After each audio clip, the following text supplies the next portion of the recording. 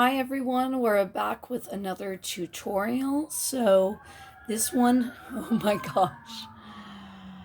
So you may have heard some sirens in the background, and disclaimer, you might hear my family in the background. That's just the reality of the situation. Okay, so let's get started. Geometric forms. Um, we're starting here with cube slash rectangular. Okay, so I'm gonna just cover this with a piece of paper. This is what your um, paper will look like somewhat. Just cover this now. So let's talk about what a cube is. Okay, so we know that a cube is an object where each side is a perfect square and each side is the same dimensions. Okay. And depending on the angle of that cube, we're seeing different sides. So this, on this side, we're kind of looking down, and then here we're kind of looking up at the bottom. So this is the basic thing. And also in cubes, we're going to include rectangular cubes, which are not perfect squares, right? But everything here is a perfect rectangle.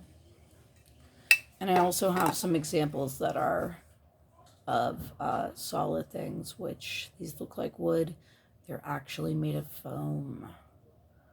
Okay, so cubes. Let's talk about it. This is your paper. Okay, so there's 5 columns for each type of geometric form. We'll start with cube.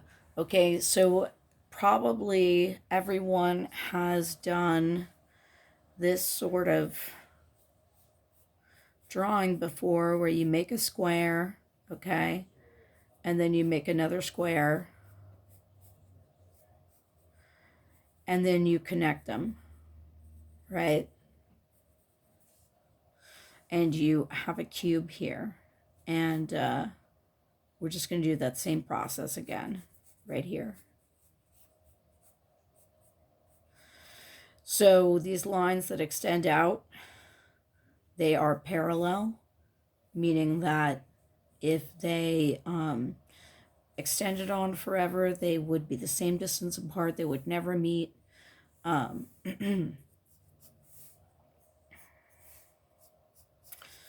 we have 2 cubes here.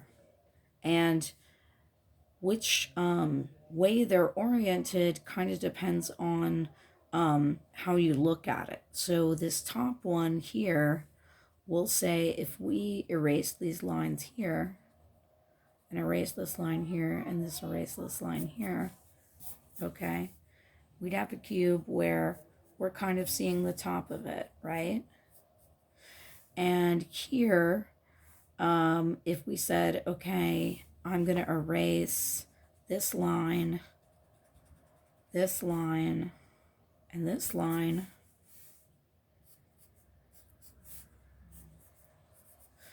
now we're kind of seeing the bottom of it. And what that depends on is it depends on your line of sight, your eye level, okay? So let's say we had a person here. We're just going to call this a person here. And if they're looking at eye level at a cube, then that cube might look something like this. You're seeing the front and a side. You're not really seeing much else. But if their line of sight was going up, then they would be seeing the bottom of the cube, right? That person would be seeing the bottom of the cube. Versus, let's say if that person was looking down, well then they'd be seeing the top of the cube, okay? They wouldn't be able to see the bottom.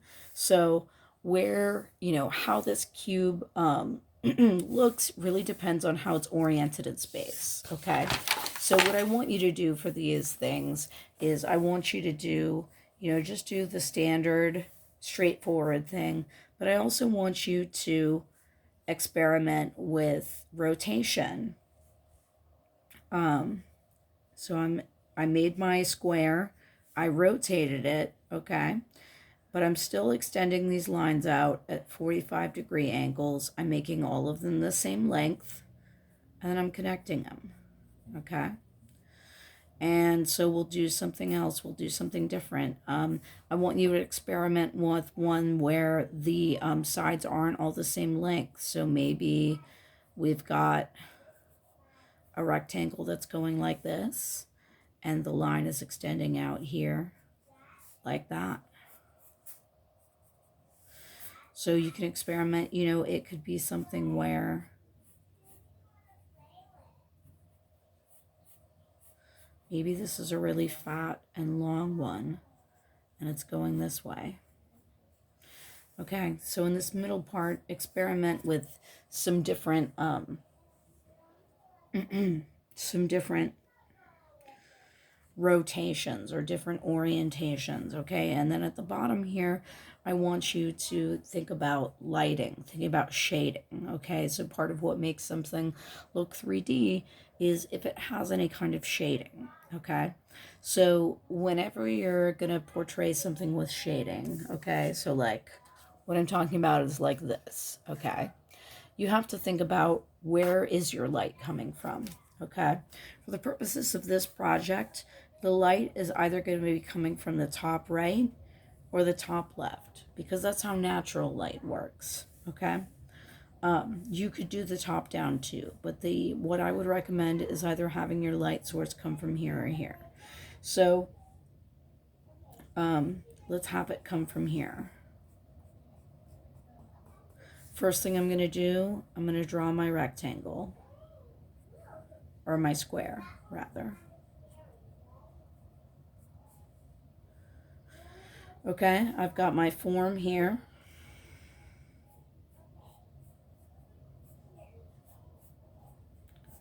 Based on where my light source is, okay, I know that the light, all of the light is going to be hitting the top of this. So it'll be white. And maybe some of the light is hitting out here, hitting on this side. So because the light is kind of to the left. So we'll say that some light's hitting here, but this is on the opposite side of the light. So no light is going to be hitting here. So what I'm going to do is put in a value. I know this is my shadow, this is my dark, this is going to be my light because all of the light is hitting it. And this is going to kind of be a mid-tone, okay? So what I'm doing is I'm only using about half the amount of pressure that I did with this. I'm kind of just like laying the pencil on the paper. So this is something that would be like a B in terms of quality, in terms of craftsmanship. The lighting is correct. We're not going to worry about the shadow that it would cast. And then here's some examples that I did. So this top right one here, so this would be an example of like what an A would look like. This arrow represents where your light is coming from. And I just did this example here because this is an example where you see there's actually no outlines. It's just value that's showing. And so because there was no outline around this like white here, I put in some hatching just so that it would stand out. So yeah, so that's what you need for this. Hopefully that was helpful, and we'll see you for the next tutorial.